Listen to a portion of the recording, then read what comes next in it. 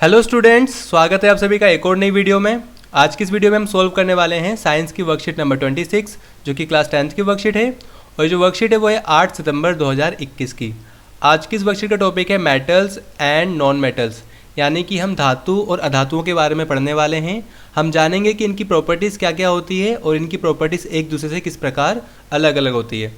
तो देखो, आप सभी को पता है कि जितने भी एलिमेंट्स हमारी अर्थ पे मौजूद है सभी की अलग अलग फिजिकल एंड केमिकल प्रॉपर्टीज़ होती है। यहाँ लिखा हुआ भी है कि element can be classified as metals and non metals on the basis of their properties, यानी उनकी जो अलग अलग फिजिकल एंड केमिकल प्रॉपर्टीज़ होती है उन्हीं के बेसिस पे हम इनको मेटल्स एंड नॉन मेटल्स में क्लासीफाई कर सकते हैं। यहाँ पे देखो कुछ एग्जांपल्स दे रखे हैं मेटल्स के। एग्जांपल्स ऑफ सम मेटल्स क्या दे रखे हैं? आयरन, एल्यूमिनियम, सिल्वर, कॉपर, और जो यहाँ पे ब्रैकेट में उनका सिंबल भी दे रखा है। जैसे आयरन का सिंबल क्या होता है? Fe, एल्यूमिनियम क्या होता है? Al, और सिल्वर का होता है Ag। ठीक है। और यहाँ पे नीचे दे रखा है examples of some non metals. यहाँ पे एग्जांपल्स दे रखे हैं hydrogen, nitrogen, sulphur, oxygen. So ये क्या है? सारे के सारे नॉन मेटल्स हैं। अब इन सब आप देखो, आप अच्छे से पता है कि मेटल्स एंड नॉन मेटल्स की जो प्रॉपर्टीज़ हैं वो काफ़ी अलग अलग होती है। तो सबसे पहले हम डिस्कस करेंगे फिजिकल प्रॉपर्टीज़ ऑफ मेटल्स। यहाँ मेटल की स्पेलिंग गलत लिखी है पर आप सही कर लेना। सो जो फिजिकल प्रॉपर्टीज़ ऑफ मेटल्स है वो यहाँ पे डिस्कस करेंगे। सबसे पहले देखो यहाँ पे दे रखा है, आपको अच्छे से पता है कि मेटल क्या होते हैं? लस्टरस होते हैं। लस्टरस मतलब क्या होते हैं? शाइनी, चमकते हैं ये। So metals have shining surface, उनकी सरफेस क्या शाइनिंग होती है। और नॉन मेटल की सरफेस क्या होती है? जो सरफेस है वो शाइनिंग नहीं होती। ठीक है, सिवाय आयोडीन के। याद रखना, आयोडीन की सरफेस क्या होती है? शाइनी होती है। और ग्रेफाइट की सरफेस भी क्या होती है? शाइनी होती है। हम बात करते हैं हार्डनेस की, तो आपको पता है ज़्यादातर जो मेटल्स होते हैं वो हार्ड होते हैं। They are generally hard except sodium, lithium and potassium which are soft and can be cut with a knife. यानी सोडियम, पोटेशियम और लिथियम ऐसे मेटल्स होते हैं जिनको हम सॉफ्ट मेटल बोलते हैं और जो ईजिली नाइफ से कट जाते हैं, चाकू से काट दिए जाते हैं ये। ठीक है। पर जो नॉन मेटल्स क्या होते हैं? जनरली सॉफ्ट होते हैं सिवाय कुछ के। जैसे डायमंड क्या है? कार्बन का एलोट्रोप है। कार्बन का एक मतलब रूप है जो कि काफ़ी हार्ड होता है। ठीक है। सो ज़्यादातर मेटल्स क्या होते हैं? हार्ड होते हैं। और ज़्यादातर नॉन मेटल्स क्या होते हैं? सॉफ्ट होते हैं सिवाय कुछ के। अब जो एक्सेप्शन यहाँ पे दे रखी है सोडियम, लिथियम, पोटेशियम, यही आपके लिए इंपॉर्टेंट है क्योंकि एग्ज़ाम में यही आती है, तो इनको अच्छे से लर्न कर लेना है। उसके बाद आते हैं स्टेट की। अगर बात करें सो जो मेटल्स होते हैं एग्जिस्ट एज सॉलिड। अब ज़्यादातर जो मेटल्स है वो सॉलिड स्टेट में मतलब एग्जिस्ट करते हैं सिवाय मरकरी के। मरकरी क्या है? रूम टेम्परेचर पर लिक्विड फॉर्म में पाया जाता है। यहाँ की अगर हम नॉन मेटल्स की बात करें तो एग्जिस्ट एज सॉलिड और गैसेज एक्सेप्ट ब्रोमीन। ब्रोमीन ऐसा नॉन मेटल है जो लिक्विड की फॉर्म में पाया जाता है, तो ये भी आपको लर्न कर लेना है। ब्रोमीन ऐसा नॉन मेटल है जो लिक्विड फॉर्म में पाया जाता है, और मरकरी ऐसा मेटल है जो कि रूम टेम्परेचर पे लिक्विड फॉर्म में पाया जाता है। अगर हम बात करते हैं मेलिबिलिटी की, तो क्या होता है? जो मेटल्स होते हैं can be beaten into thin sheets, यानी कि वो क्या होते हैं? मेलेबल होते हैं, यानी मेटल्स को पीट कर पतली चादरों में कन्वर्ट कर सकते हैं। ठीक है, इसी को बोलते हैं मेलेबिलिटी। और जो नॉन मेटल्स होते हैं वो क्या होते हैं? नॉन मेलेबल होते हैं, यानी उनको हम पीट के पतली चादर में कन्वर्ट नहीं कर सकते। अगर हम बात करें डक्टिलिटी की, सो यहाँ पे क्या होते हैं? Metals can be drawn into thin wires, यानी मेटल्स के हम लंबे लंबे पतले पतले तार खींच सकते हैं। यानी मेटल्स क्या होते हैं? डक्टाइल होते हैं। जैसे मान लो आपको पता है जितने भी तार होते हैं वो मेटल्स के बने होते हैं, चाहे वो कॉपर हो चाहे वो एल्यूमिनियम हो। ठीक है। सो मेटल्स क्या होती है? मेटल्स के हम वायर्स बना सकते हैं, यानी मेटल्स क्या होते हैं? डक्टाइल होते हैं। और non metals are non ductile, वो क्या डक्टाइल नहीं होते। अगर हम कंडक्शन की बात करें हीट एंड इलेक्ट्रिसिटी की, तो आपको अच्छे से पता है कि जो मेटल्स है वो हीट एंड इलेक्ट्रिसिटी को कंडक्ट करते हैं सिवाय लेड के। यहाँ पे देखो, सिवाय लेड एंड मरकरी, ये क्या है? मेटल्स ऐसे मेटल्स हैं जो कि हीट एंड उसको कंडक्ट नहीं करते, हीट एंड इलेक्ट्रिसिटी को कंडक्ट नहीं करते। यहाँ लिखा हुआ भी है metals are generally good conductors of heat and electricity except lead and mercury. उसके बाद हम बात करें कि जो नॉन मेटल्स होते हैं वो हमेशा क्या होते हैं? बिल्कुल पुअर कंडक्टर होते हैं हीट एंड इलेक्ट्रिसिटी के, सिवाय ग्रेफाइट के। ग्रेफाइट क्या है? ग्रेफाइट इलेक्ट्रिसिटी का अच्छा कंडक्टर होता है। उसके बाद आते हैं डेंसिटी पे। So generally have high density and high melting point. तो इनकी डेंसिटी क्या होती है? काफ़ी हाई होती है। मेल्टिंग पॉइंट भी काफ़ी हाई होता है सिवाय सोडियम एंड पोटेशियम के। ठीक है, इनकी डेंसिटी काफ़ी कम होती है और मेल्टिंग पॉइंट भी काफ़ी कम होता है। उसके बाद हम बात करें यहाँ पे कि नॉन मेटल्स की, तो non metals generally have low density and low melting point. So non metals का लो डेंसिटी होती है एंड लो मेल्टिंग पॉइंट होता है। अगर हम बात करें सोनोरस की, तो सोनोरस का मतलब क्या होता है? देखो, मेटल्स को जब हम पीटते हैं तो उनमें से अलग एक साउंड प्रोड्यूस होता है ना।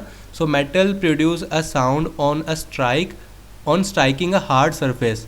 सो मेटल्स को जब हम किसी हार्ड सरफेस पे हम जब स्ट्राइक करते हैं, मतलब पीटते हैं, तो क्या होता है उसमें से साउंड प्रोड्यूस होता है।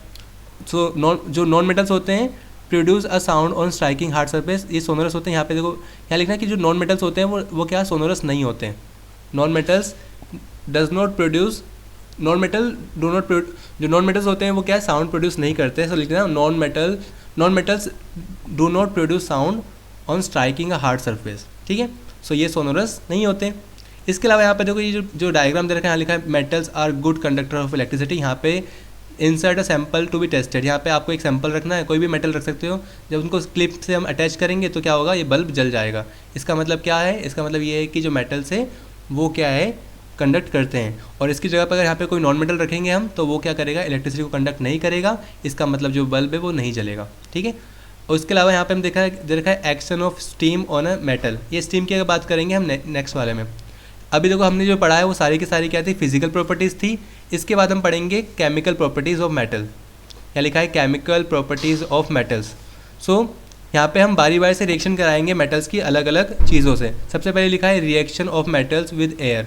सो एयर के अंदर सबसे ज़्यादा मतलब जो अगर हम बात करें तो ऑक्सीजन की बात कर रही हैं, ठीक है। सो अगर हम मेटल की एयर से यानी कि ऑक्सीजन से रिएक्शन कराएंगे तो क्या होगा, यहाँ लिखा हुआ भी है metals combine with oxygen to form metal oxide.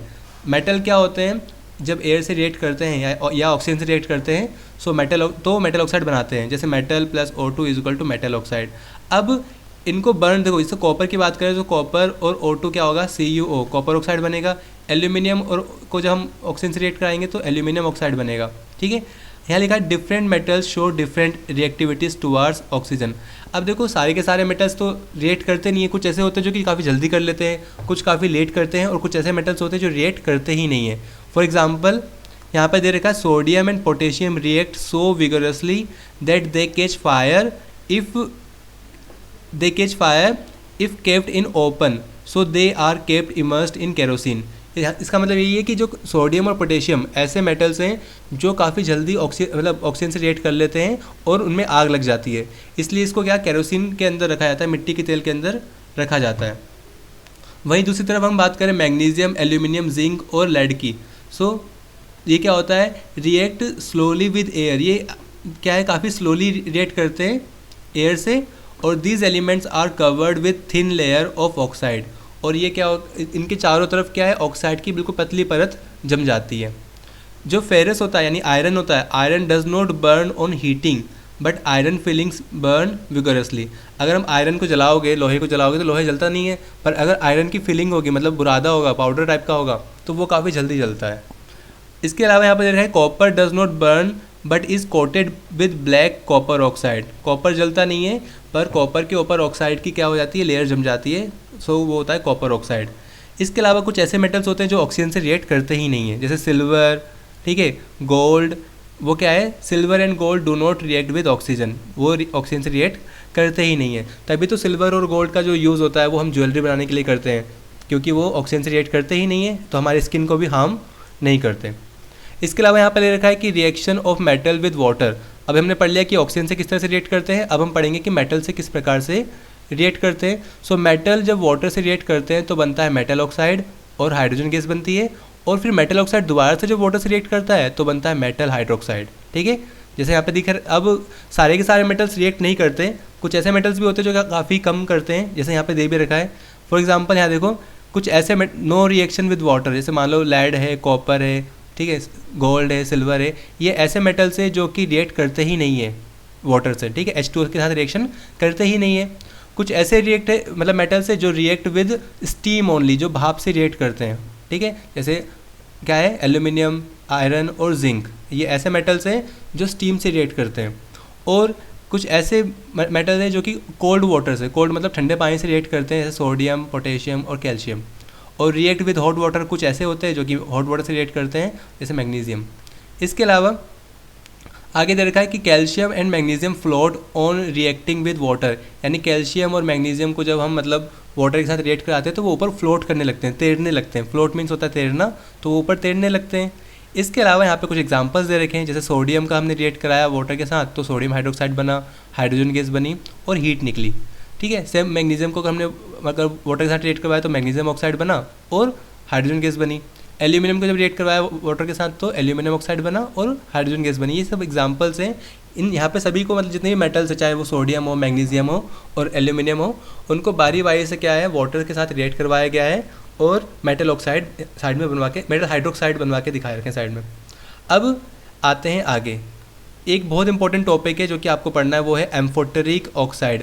अब एम्फोटेरिक ऑक्साइड क्या होते हैं, बिल्कुल सिंपल सा टॉपिक है वैसे तो ये, और काफ़ी इंपॉर्टेंट भी है, सो ध्यान से पढ़ना है। याद रखना, ऐसे ऑक्साइड, ऐसे मेटल ऑक्साइड जो एसिड से भी रिएक्ट कर ले और बेसिस से भी रिएक्ट कर ले, यानी अम्ल से और क्षार से दोनों से अभिक्रिया कर लेते हैं, उसको बोलते हैं amphoteric oxides. So metal oxide which react with both acid as well as basis to produce salt and water are called amphoteric oxide. यानी ऐसे मेटल ऑक्साइड जो कि एसिड और बेस दोनों से रिएक्ट कर लेते हैं और बनाते क्या है, सॉल्ट बनाते हैं और वाटर बनाते हैं, उनको बोलते हैं हम एम्फोटेरिक ऑक्साइड्स। एग्जाम्पल के लिए क्या है, जिंक एंड एल्यूमिनियम ऑक्साइड्स, ये क्या है एम्फोटेरिक ऑक्साइड के एग्जाम्पल्स हैं। यहाँ पे भी रखा है, देखो एल्यूमिनियम ऑक्साइड है, उसको हमने क्या है HCl से रिएक्ट करवाया जो कि क्या है एक एसिड है।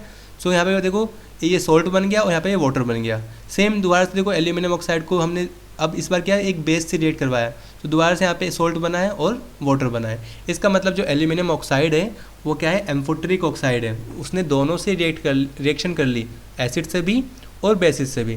तो इस तरह से जो वर्कशीट थी पूरी की पूरी वो हमने समझ ली है, अच्छे से इसको रीड कर लिया है। इसमें जितनी भी एक्सेप्शंस है ना, जैसे हमने पढ़ा था कि लेड क्या होता है, लेड और मरकरी की हमने पढ़ा था कि इनकी कुछ खास बात होती है, क्या कंडक्ट नहीं करता है इलेक्ट्रिसिटी को, हीट को। इसके अलावा हमने ग्रेफाइट का पढ़ा था कि ग्रेफाइट क्या करता है, इलेक्ट्रिसिटी को कंडक्ट करता है।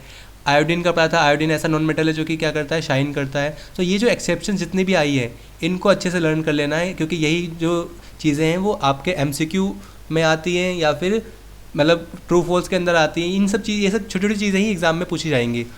और आपको पता है इस बार का पैटर्न भी चेंज हो गया, ज़्यादातर MCQ आने वाले हैं। सो उनके अंदर ये जो छोटी छोटी चीज़ें हैं, जो एक्सेप्शंस वाली चीज़ें हैं वो ज़रूर आएंगी, तो उनको भी अच्छे से पढ़ लेना है, प्रैक्टिस कर लेना है। अब यहाँ पे लिखा है लेट अस प्रैक्टिस नाउ। यहाँ पे जो 4 क्वेश्चन दे रखे हैं उनको हम उनके आंसर फाइंड करने की कोशिश करेंगे।